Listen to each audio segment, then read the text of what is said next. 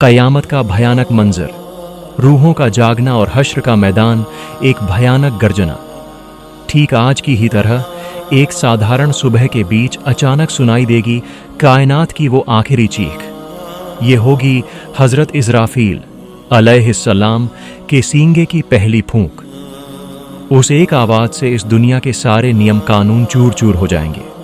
आसमान शीशे की तरह कांपने लगेगा, पहाड़ धूल की तरह उड़ने लगेंगे और सागर के पानी में आग लग जाएगी। इंसानों के सारे खूनी रिश्ते एक पल में टूट जाएंगे।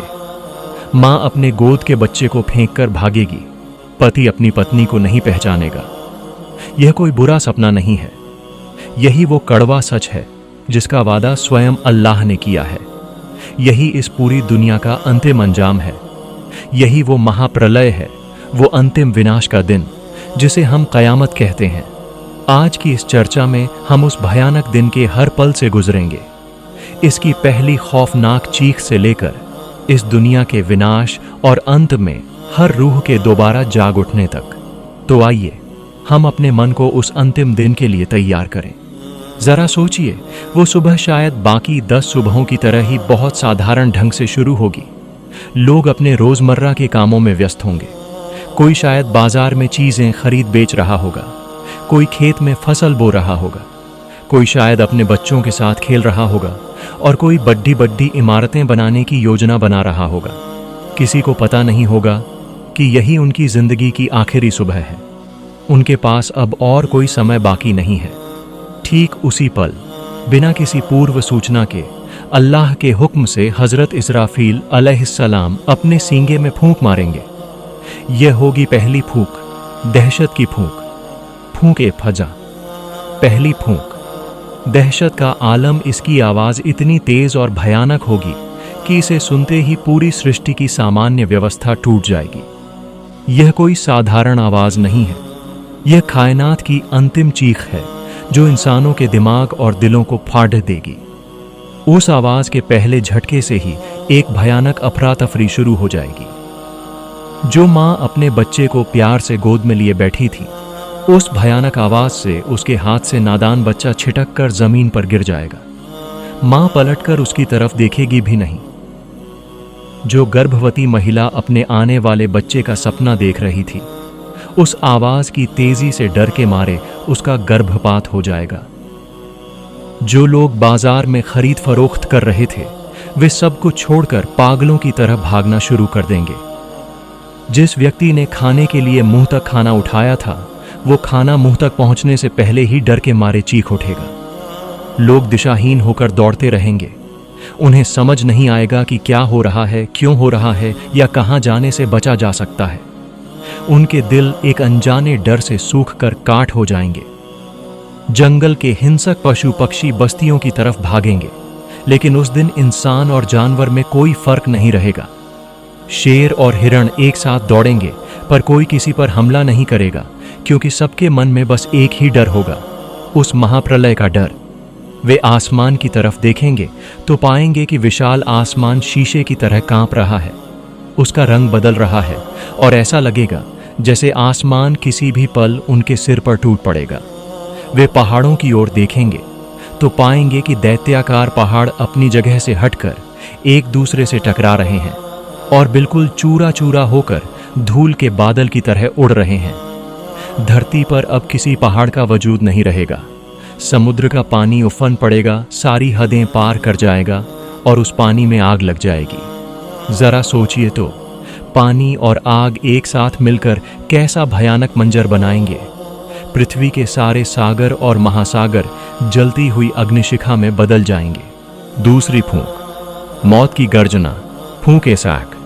जब इंसान डर और दहशत से लगभग मर चुके होंगे, ठीक तभी दी जाएगी दूसरी फूंक, मौत की फूंक। इस फूंक की आवाज पहली से भी कहीं ज्यादा शक्तिशाली और निर्णायक होगी। यह दहशत की आवाज नहीं है, यह है मौत की गर्जना। इस आवाज के सुनते ही सब कुछ खत्म हो जाएगा। सूरज जो हमें रोशनी देता है, अपनी सारी रोशनी खो देगा, बिल्कुल बुझकर एक काले गोले की तरह हो जाएगा। चांद 2 टुकड़ों में बंट जाएगा और रात के आसमान के करोड़ों तारे ऐसे टूट कर गिरेंगे जैसे एक माला का धागा टूट जाने पर मोती टप टप करके झड़ते हैं।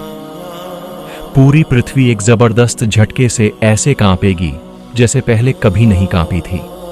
इस महाभूकंप के कारण पृथ्वी के ऊपर की हर चीज नीचे और नीचे की हर चीज ऊपर आ जाएगी। मिट्टी अपने पेट के अंदर दबे सारे खनिज और करोड़ों साल पुरानी लाशों को बाहर फेंक देगी।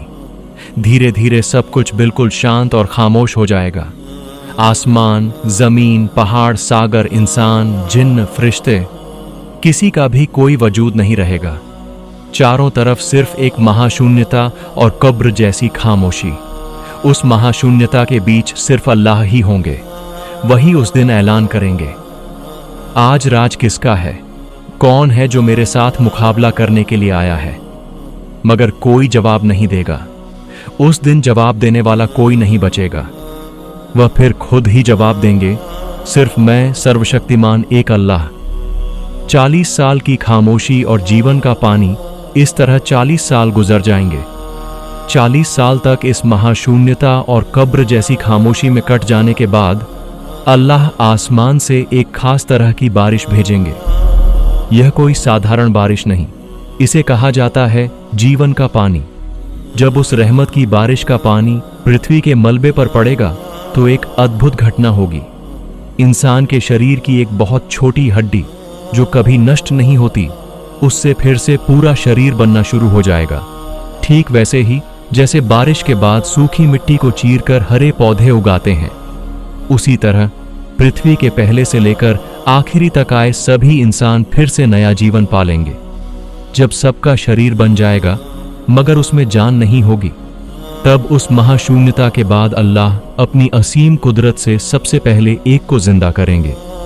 वह और कोई नहीं, वह है हजरत इस्राफील अलैहिस्सलाम, जिन्होंने दूसरी फूंक देने के बाद बाकी सब की तरह ही वफात पाई थी।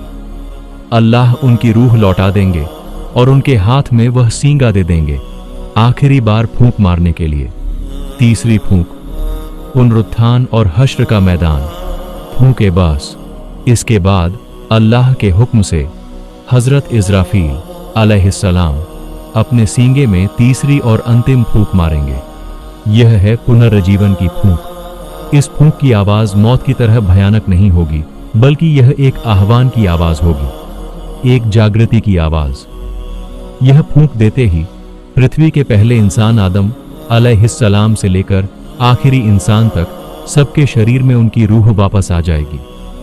करोड़ों साल तक कब्रों में या जहां कहीं भी वे सोए थे, वहां से एक जबरदस्त आवाज से उनकी नींद टूट जाएगी और वे अपनी अपनी जगह से जिंदा होकर उठ खड़े होंगे। वे उठेंगे, नंगे पांव, नंगे बदन, बहुत ही बेबस और हैरान। नींद से उठकर उनका पहला शब्द होगा, हाय, किसने हमें हमारी इस सोने की जगह से उठाया? तब फरिश्ते जवाब देंगे, यही तो वो दिन है जिसका वादा परम दयालु अल्लाह ने किया था और पैगंबरों ने जो कहा था वो सब सच था। कब्र से उठकर लोग एक अनजानी अलग दुनिया देखेंगे। कोई पहाड़ नहीं, कोई सागर नहीं, कोई पेड़ पौधे नहीं। जहां तक नजर जाती है बस एक सफेद और समतल मैदान। वे हैरान परेशान होकर इधर उधर देखते रहेंगे। इसके बाद सभी इंसान एक अनजाने लक्ष्य की तरफ दौड़ना शुरू कर देंगे। कोई उन्हें बुलाएगा नहीं, लेकिन एक अदृश्य शक्ति उन सब को एक तरफ खींच कर ले जाएगी। अमीर, गरीब, राजा, प्रजा, कमजोर, शक्तिशाली, सब उस दिन एक ही तरफ दौड़ रहे होंगे। उस विशाल मैदान का नाम है हश्र का मैदान। करोड़ों इंसान उस दिन वहां आकर जमा होंगे। सब खड़े होंगे एक ही कतार में, एक जैसी बेबसी की हालत में। हश्र का भयानक मंजर उस दिन सूरज सिर के महज एक बित्ता ऊपर उतर आएगा। सूरज की भयंकर गर्मी से इंसानों के सिर का दिमाग खोल रहा होगा, ठीक वैसे ही जैसे चूल्हे पर रखी देगची में पानी खौलता है। सूरज की गर्मी से शरीर से पसीना बहता रहेगा। कोई अपने पसीने में टखनों तक, कोई घुटनों तक, कोई कमर तक और कोई पापी तो अपने मुंह तक डूबकर गोते खा रहा होगा। वे जैसे अपने पसीने के समंदर में तैर रहे होंगे। उस दिन भागने की कोई जगह नहीं होगी, कोई छाया नहीं होगी, सिर्फ अल्लाह के अर्श की छाया के सिवा। उस कठिन दिन में कुछ खुशकिस्मत लोगों को अल्लाह के अर्श के नीचे छाया मिलेगी, जैसे इंसाफ पसंद शासक और वो जवान जिसने अपनी जवानी का पूरा वक्त अल्लाह की इबादत में गुजारा। लाखों सालों तक इंसान उस हश्र के मैदान में बेबस खड़े रहेंगे, अपने अंतिम हिसाब के इंतजार में। भूख, प्यास और दहशत से उनकी जान लगभग निकली जा रही होगी। उस दिन इंसान इतना खुदगर्ज हो जाएगा कि वे एक दूसरे के दुश्मन बन जाएंगे। बाप अपने बेटे को देखकर भाग जाएगा, बेटा अपनी माँ को देखकर भाग जाएगा, भाई अपने भाई को नहीं पहचानेगा। हर कोई सिर्फ मेरा क्या होगा, मेरा क्या होगा चिल्लाता रहेगा। इस लंबी और असहनीय प्रतीक्षा के बाद इंसान और सहन न करके सिफारिश के लिए पैगंबरों के पास दौड़ेंगे, ताकि अल्लाह उनकी इस दर्दनाक प्रतीक्षा से मुक्ति दें और न्याय का काम शुरू करें। और इस तरह क़यामत के बाद का अध्याय शुरू होगा, अंतिम हिसाब और अनंत जीवन का फैसला। अगर आपको यह वीडियो अच्छी लगी हो तो लाइक, सब्सक्राइब, कमेंट और शेयर करना न भूलें। अगले एपिसोड में क्या आप चाहेंगे कि मैं इस विषय पर और जानकारी दूं, या आप किसी और इस्लामी विषय पर हिंदी में प्रस्तुति चाहते हैं?